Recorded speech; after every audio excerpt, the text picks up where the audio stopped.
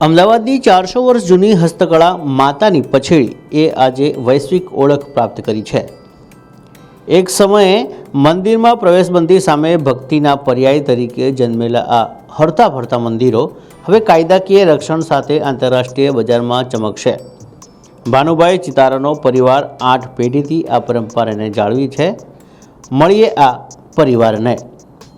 સામાજિક ભેદભાવના યુગમાં જ્યારે મંદિરોના દ્વાર બંધ હતા ત્યારે દેવી પૂજક સમુદાયે સુતરાઉ કાપડ પર માતાજીના ચિત્રો કંડારી ભક્તિનો નવો માર્ગ શોધ્યો હતો।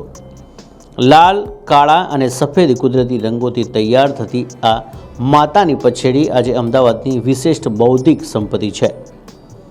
જીઆઈ ટેગ મળવાથી હવે તેના આર્થિક લાભો સીધા મૂળ કારીગરો સુધી પહોંચશે।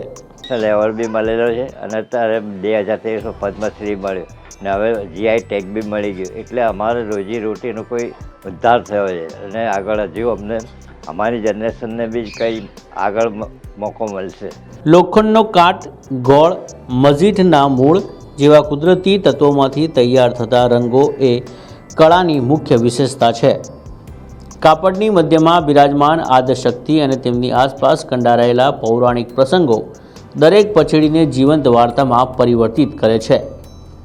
વિયેના અને ઓસ્ટ્રિયાના મ્યુઝિયમમાંથી આ વિરાસતને હવે હસ્તકળા વિભાગ દ્વારા આધુનિક માર્કેટિંગ અને સ્કિલ અપગ્રેડેશનના નવા આયામ મળી રહ્યા છે। અહીંયા ગુજરાતમાં જે લોકો છે એ માનવાવાળા છે દેવી દેવતાઓમાં, તો નવરાત્રિમાં જે માતાજીની પૂજા પાઠ કર્યું હોય ત્યારે અમારા વડવાઓએ માતાની પછેડીની ઉત્પત્તિ કરી હતી, તો એ ગમે ત્યાં સારી જગ્યાએ લગાવીને પૂજા પાઠ કરીને રાખતા, એ રીતે માતાની પછેડીની ઉત્પત્તિ થઈ હતી।